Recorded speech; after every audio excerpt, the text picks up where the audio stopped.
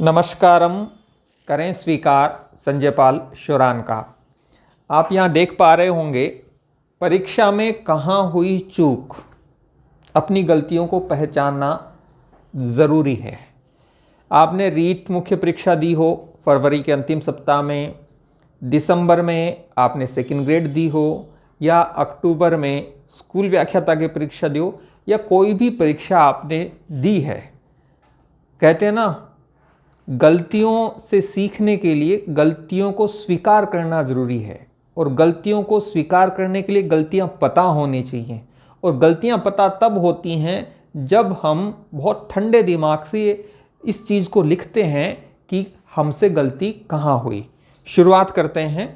और first grade के विद्यार्थियों के लिए महत्वपूर्ण सूचना है, बहुत जल्द हम स्कूल व्याख्याता का निःशुल्क बैच यूट्यूब पर शुरू करेंगे।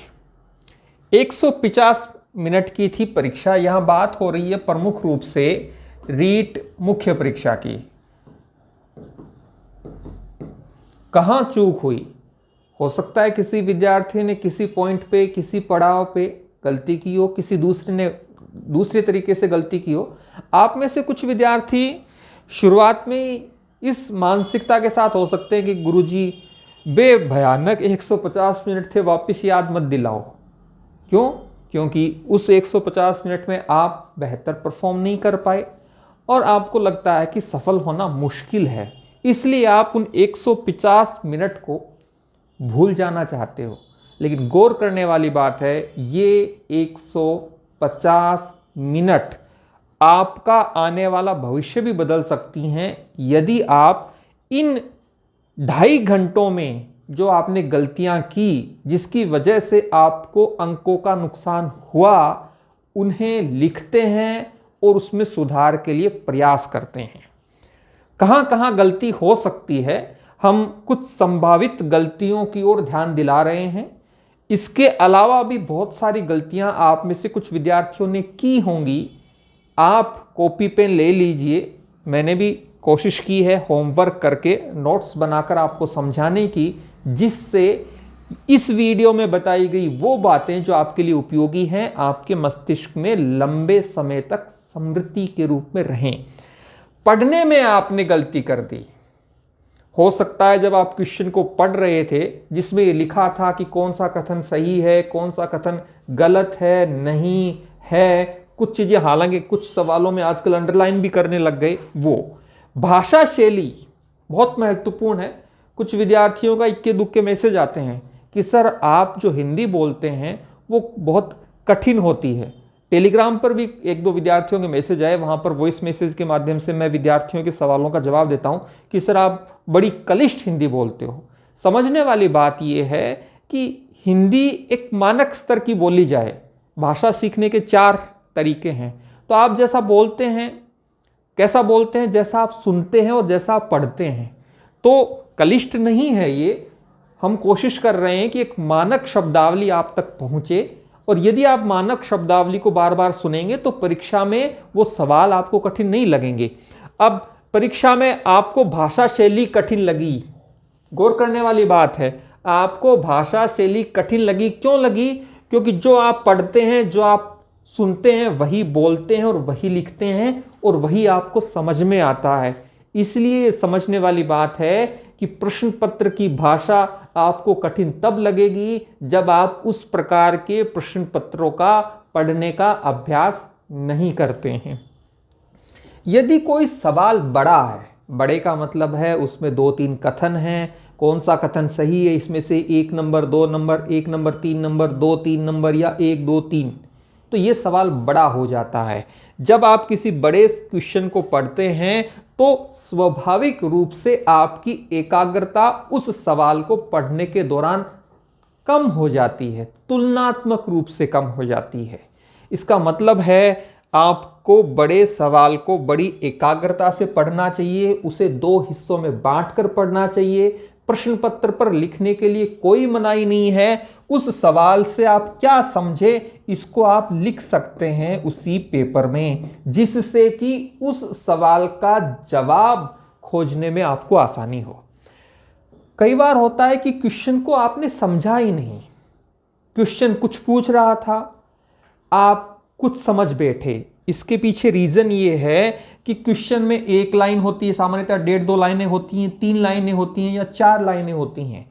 आपका ब्रेन जब इन लाइनों को पढ़ रहा होता है, बहुत साइंटिफिक बात बता रहा हूं, प्लीज समझने की कोशिश कीजिए।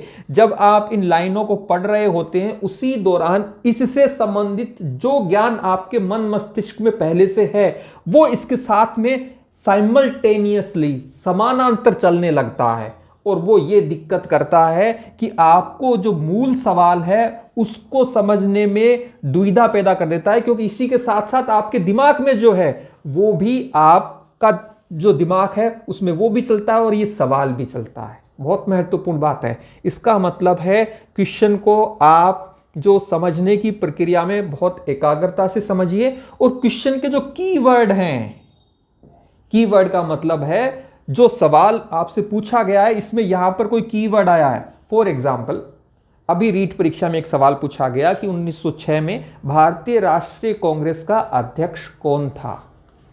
अब यहां आपको 1906 को अंडरलाइन करना है, कांग्रेस को अंडरलाइन करना है, आईएनसी इंडियन नेशनल कांग्रेस, और अध्यक्ष जहां लिखा है उसको अंडरलाइन करना है।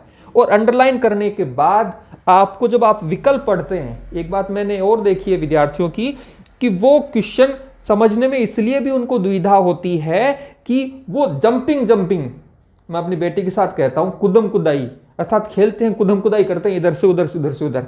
तो आप क्वेश्चन को पढ़ने के दौरान बीच के 1-2 शब्दों को छोड़कर सीधा आगे बढ़ जाते हो। अरे अरे, ये तो वही है जो मैंने पढ़ रखा है। आगे भी इस पर बात करेंगे। तो कहने का मतलब ये है कि अरे अरे, ये तो वही है जो हमने पढ़ रखा है। इसका मतलब है आप क्वेश्चन को सरल मान रहे हो।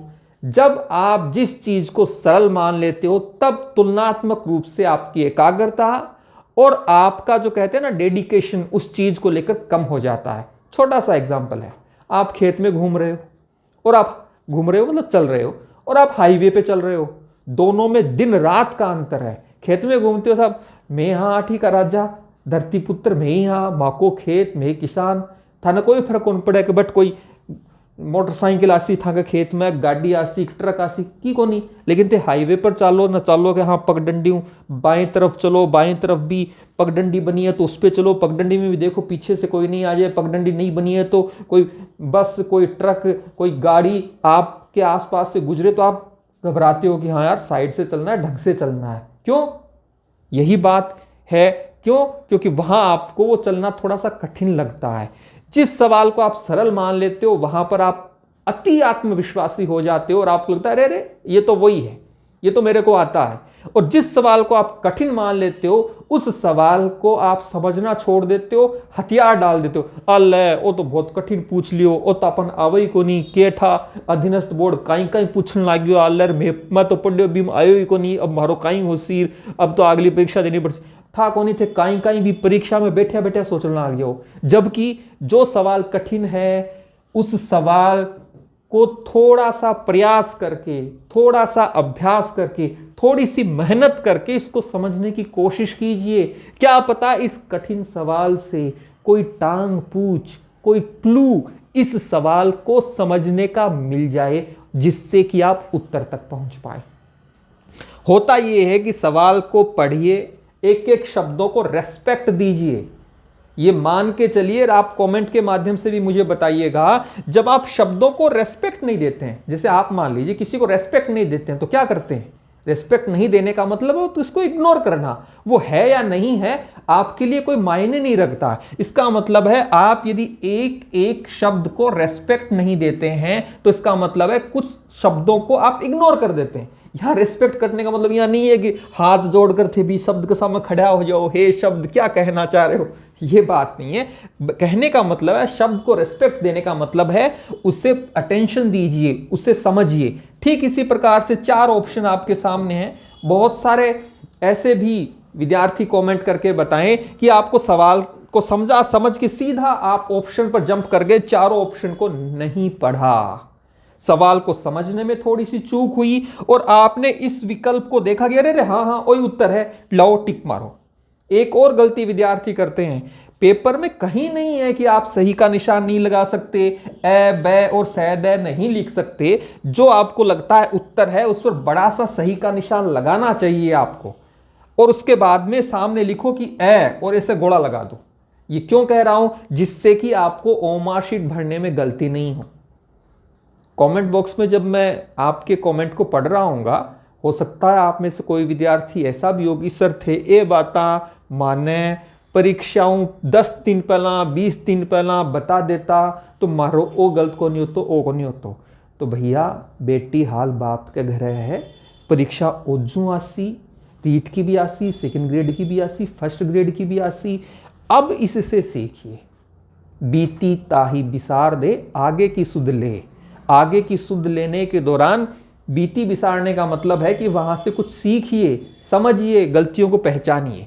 कहने का मतलब है सवाल को सरल और कठिन प्लीज मत मानिए। सवाल केवल सवाल है, सरल होते हुए भी वो आपसे गलत हो सकता है यदि आपने उस सरल सवाल को रेस्पेक्ट नहीं दिया, ढंग से नहीं समझा। और समझने के बाद किसी भी सवाल का आप उत्तर कैसे देते हैं, उस सवाल को आप समझते हैं, समझने के बाद अपने मन मस्तिष्क में, अपने जो ज्ञान कोश है, ब्रेन मान लीजिए, जो भी कहें, वहां से आप जवाब को ढूंढ कर लाते हैं और फिर विकल्पों में से किसी को टिक करते हैं। ये तरीका होना चाहिए। इसके बाद ओमार शीट को भरने में आप गलती करते हैं। अलग अलग प्रकार के 3-4 तरीके ओमार शीट को भरने में। कुछ लोग कहेंगे कि आप सवालों को साथ करिए, ओमार शीट को भरिए, जो सबसे कम मानक तरीका है। दूसरा तरीका ये हो सकता है कि कुछ लोग ये कहें कि साहब 30-40 सवालों को आप कर लीजिए, 50 सवालों को कर लीजिए, उसके पश्चात ओमार शीट भर लीजिए।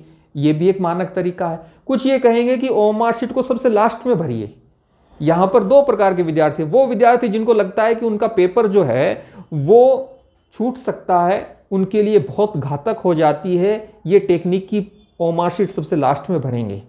और मेरा मानना ये व्यक्तिगत मानना कि पेपर के 150 क्वेश्चन हैं तो आपको 40-50 क्वेश्चन करने के बाद ओमार शीट को भर लेनी चाहिए। और एक और बात है, कहीं ओमार शीट में गलती नहीं हो जा, कना गलती नहीं हो जा, ओमार शीट में मैं गोड़ो तो नहीं भर देशूँ, तो उसका भी आपको डर रहता है और वो डर आपसे गलती करवाता है। 1 या 2 क्वेश्चन इस डर की वजह से गलत हो जाते हैं। और इसका भी रीज़न है, अगले किसी वीडियो में आपकी प्रतिक्रियाओं से यह भी तय होगा कि इसका एक वीडियो और है कि ये गलतियां तो आपने की हैं परीक्षा कक्ष में, लेकिन ईमानदारी से कुछ गलतियां आपको स्वीकार करना पड़ेगा कि तैयारी की जो यात्रा थी उस यात्रा में भी आपसे कुछ गलतियां हुई।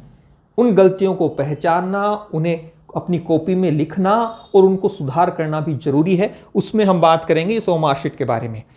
आप मॉक टेस्ट आपने खूब दिए, लेकिन जब रियल परीक्षा हुई उस रियल परीक्षा में भी आपने कुछ गलतियां की। उसके पीछे रीजन है कि मॉक टेस्ट से आपको जो कुछ सीखना चाहिए था, उस मॉक टेस्ट को, मॉडल पेपर को हल करने के दौरान वो चीजें आपने नहीं सीखी। क्या हैं वो चीजें? जैसे मैंने कहा ना, ओमार शीट मॉक टेस्ट आने वाले वीडियो में बात करेंगे। 13 मिनट से अधिक का वीडियो हो चुका है। टाइम कम, कुछ विद्यार्थियों की शिकायत है, साइंस मैथ वालों के विद्यार्थियों की शिकायत, बहुत सारे विद्यार्थियों की शिकायत होती है कि सर पेपर को करने में टाइम कम हो गया। ये समझ के चलिए कि पेपर में 150 क्वेश्चन थे और 150 मिनट थे और ये सबके लिए समान है। ऐसा नहीं है आपको 140 मिनट मिले, किसी को 160 मिनट मिले। यदि आपसे पेपर नहीं हुआ और बाकी अधिकांश विद्यार्थियों से पेपर कंप्लीट हो गया, इसका मतलब है आपकी स्पीड कम है। अब स्पीड भी कहां कहां, क्वेश्चन को पढ़ने की गति कम है, ये एक बड़ा कारण है।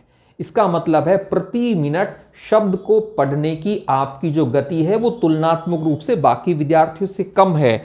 इसे बहुत अच्छे से समझिए, इसे बढ़ाने की कोशिश कीजिए। क्वेश्चन को समझने की गति, जी हां, क्वेश्चन को समझने की भी गति होती है। किसी को क्वेश्चन पढ़ते ही समझ में आ जाता है, किसी को उस क्वेश्चन को 2 बार 3 बार पढ़ना होता है तब वो क्वेश्चन समझ में आता है। क्वेश्चन टाइम कम हुआ, पेपर छूट गया, उसके पीछे एक कारण यह भी हो सकता है कि पेपर सच में लेंदी था, सच में बड़ा था। अधिकांश विद्यार्थियों का पेपर छूटा, इसलिए आपका भी छूट गया। और एक और महत्वपूर्ण बात, आपका टाइम कम परीक्षा में इसलिए पड़ जाता है क्योंकि आप किसी क्वेश्चन में उलझ जाते हैं। जैसे मैथ का कोई क्वेश्चन है, मनोविज्ञान का कोई तकनीकी क्वेश्चन पूछ लिया, उसमें आपने 5 मिनट 10 मिनट लगा दिए। अब आपके साथ मानसिक रूप से क्या होगा, एक तो आपके दिमाग में ये हो जाएगा, अरे यार इतो ई क्वेश्चन में उलझा, इतो टाइम दियो और फिर भी वो हल को नहीं हो। कई विद्यार्थी तो और हुआ है कि मैं इन 5 मिनट तो दे दियो, अब तो मैं इन करके छोड़ छू, मतलब वो एक अपने ईगो पर ले लेते। अरे भाई नहीं हो रहा है, एक क्वेश्चन ही तो है, परीक्षा में 149 क्वेश्चन और हैं, एक क्वेश्चन के लिए 1 मिनट है, इसको 5 मिनट दे दिया फिर भी ईगो पे ले लिया, ना ना गुरुजी वो हल किया को नहीं हो, आज तो मैं इन हल कर ही छोड़ छू। और इस तरह से आपके पास समय और कम होता जाता है, फिर आपके मन में ये रिग्रेट होता है, ये ग्लानी फील होती है, अरे यार टाइम भी खराब करती है और क्वेश्चन भी हल को नहीं हो। एक और महत्वपूर्ण प्रवृत्ति एग्जाम में देखी जा सकती है। मैं एमए मनोविज्ञान का विद्यार्थी हूं, तो ये मैंने बहुत महत्वपूर्ण गोल किया। एमए मनोविज्ञान में एक स्पेशल पेपर चलता है, गाइडेंस एंड काउंसलिंग का स्पेशल पेपर है। हम कोशिश कर रहे हैं कि कुछ गाइडेंस आपको दें, कुछ आपकी काउंसलिंग करें।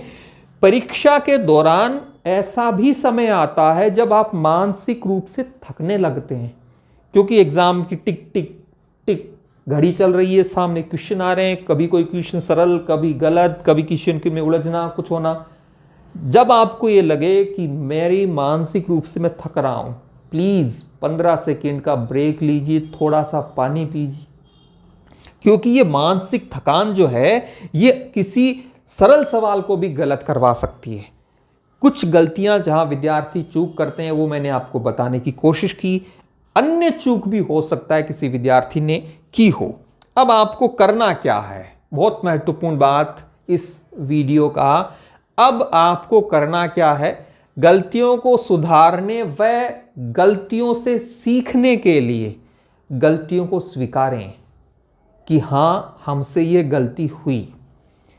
और स्वीकार कब करेंगे, जब आपको वो पता होगी, और पता कब होगी, जब आप अपनी गलती को लिखेंगे। मेरा हाथ जोड़कर विनम्र निवेदन है, यदि आप सच में अपनी असफलता से हटाना चाहते हैं, सफल होना चाहते हैं, तो प्लीज परीक्षा में हुई गलतियों को कॉपी लीजिए और उसमें विस्तार से लिखिए, और उन्हें, और ये जो गलतियां हैं जिनको आप लिखोगे उसी में से सफलता के सूत्र मिलेंगे। सफलता का कोई फिक्स फॉर्मूला नहीं है कि इसमें ये मिलाओ इसमें वो मिलाओ आपको सफलता मिल जाएगी, कोई फिक्स फॉर्मूला नहीं है। कंपटीशन एग्जाम में सफलता के सूत्र का यदि होता तो उस सूत्र को फॉलो करने वाले सभी सफल होते, जबकि ऐसा नहीं होता। लेकिन आपकी गलतियों से आप अपनी सफलता के सूत्र, सफलता के नियम, सफलता के राज गढ़ सकते हैं। मैंने कोशिश की है, और साहसपूर्ण काम होता है अपनी गलतियों को स्वीकार करना, अच्छों से अपनी गलतियां नहीं स्वीकारी जाती। आप कोशिश कीजिए। एक और महत्वपूर्ण बात, अपनी गलतियों को लिखें। मैं बार बार कह रहा हूं, परीक्षा कक्ष में आपने जो गलतियां की उनको लिखिए, और परीक्षा से 1-2 दिन पहले भी यदि आपसे कोई गलती हुई कि हां वो घटना घटी, इस वजह से मेरा पेपर कहीं ना कहीं नकारात्मक रूप से प्रभावित हुआ, लिखिए। और तैयारी की जो आपकी यात्रा थी 2 महीने की, 4 महीने की, 6 महीने की, 8 या 10 महीने की, इस तैयारी की यात्रा में भी आपने कुछ ना कुछ गलतियां की हैं।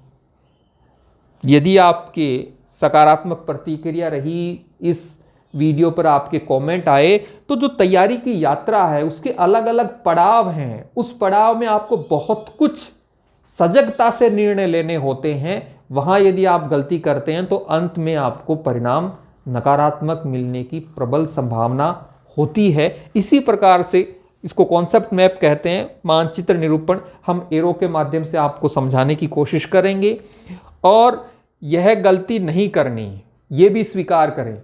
आपने जो गलतियां कर दी उनको लिखिए, उनको स्वीकार करिए, और इस बात पर बहुत गंभीरता से विचार करिए, कोशिश करिए, अभ्यास करिए, प्रयास करिए कि ये गलतियां अब इनकी पुनरावृत्ति नहीं होगी, अब इन गलतियों को मैं दोबारा नहीं करूंगा, मैं दोबारा नहीं करूंगी।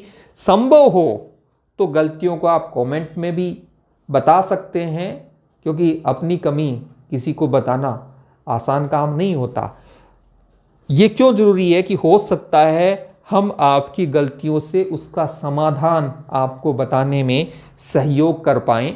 और इस वीडियो का अंतिम चरण है, संघर्ष और दुख में अंतर होता है। बहुत सारे विद्यार्थियों के कमेंट हम पढ़ते हैं यूट्यूब पर, टेलीग्राम पर, हमारे विद्यार्थी जो हमें भेजते हैं, उन्होंने संघर्ष को दुख मान लिया है। संघर्ष क्या है? आप में क्षमता का निर्माण करता है। आप जो तैयारी कर रहे हो, 8 घंटे, 10 घंटे, 12 घंटे पढ़ रहे हो, पिछले 7-8 महीनों से आप तैयारी कर रहे थे, फिर भी आपको सफलता नहीं मिली, ये संघर्ष है, दुख नहीं है। दुख का मतलब है आपके किसी निकट परिजन का, आपके किसी रिश्तेदार का, आपके किसी अन्य बहुत निकट का शरीर छोड़ देना, उसकी मृत्यु हो जाना, ये दुख है।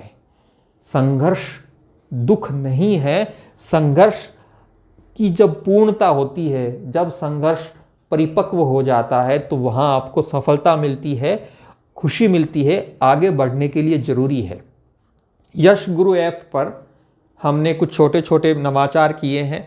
अभ्यास 2.0 इस कोर्स को हमने लॉन्च किया है, जिसमें आरपीएससी के ओल्ड पेपर, फर्स्ट ग्रेड के 11 ओल्ड पेपर आपको यहाँ पर मॉक टेस्ट के रूप में मिलेंगे। सेकंड ग्रेड के 11 पेपर जीके के मिलेंगे। साथ में असिस्टेंट प्रोफेसर के 3 जो पेपर हैं वो आपको मिलेंगे। और आरपीएससी में जो परीक्षाएं 2022-23 में हुई हैं, उसमें राजस्थान जीके के जो सवाल पूछे गए हैं वो भी मॉक टेस्ट के रूप में मिलेंगे। और इसके लिए आपको ये जो फोल्डर है अमृत टेस्ट सीरीज वाला, अभ्यास का, सुजस वाला, सुजस पर भी बहुत गंभीरता से और ईमानदारी से काम हो रहे हैं। लगभग 300 सवाल बन चुके हैं, टाइपिंग के लिए उनको दे दिया गया है। ये है सेट का भी बहुत महत्वपूर्ण कोर्स है। लगभग जो हैं 50 से अधिक टेस्ट इसमें अपलोड हो गए हैं। कल नहीं तो परसों तक सभी 60 टेस्ट जो हैं वो अपलोड हो जाएंगे। ये ई बुक है। ये जो हैं, जो ओल्ड पेपर हैं फर्स्ट ग्रेड के, सेकंड ग्रेड के, वो डाउनलोड और प्रिंट के लिए आपके लिए उपलब्ध हैं। इनको आप चाहें तो देख सकते हैं। और ये है कि कौन सा कोर्स जो है वो किस सहयोग राशि में है, यहाँ पर इसका उल्लेख किया गया है। वीडियो को समापन तक मैं पहुँचाऊँ, पुनः इस बात का विनम्र आग्रह मैं आपसे करूँगा कि परीक्षा कक्ष में जो गलतियाँ हुई हैं उनको आप लिखिए। ये मैं क्यों कह रहा हूँ? क्योंकि 10-20 दिन के बाद आप उन गलतियों को धीरे धीरे भूल जाएंगे, क्योंकि एबिंगहास का फॉरगेटिंग कर्व आप पर, मुझ पर, हर किसी पर भी लागू होता है। अर्थात हम विस्मरण, भूलने की हम में प्रवृत्ति होती है। हम अपनी गलतियों को भी भूल जाते हैं। वो फिल्म थी ना आमिर खान की, जिसमें शॉर्ट टर्म मेमोरी लॉस, ये सबके साथ है। इसलिए प्लीज़ अपनी गलतियों को कॉपी पेन पर लिखिए। संभव हो तो कमेंट के माध्यम से हमें अवगत करवाइए। हो सकता है उनमें से किसी समस्या को समाधान के रूप में हम अगले वीडियो में आपके लिए लेकर आएँ। वीडियो को अंत तक देखने के लिए आपका बहुत बहुत आभार। धन्यवाद।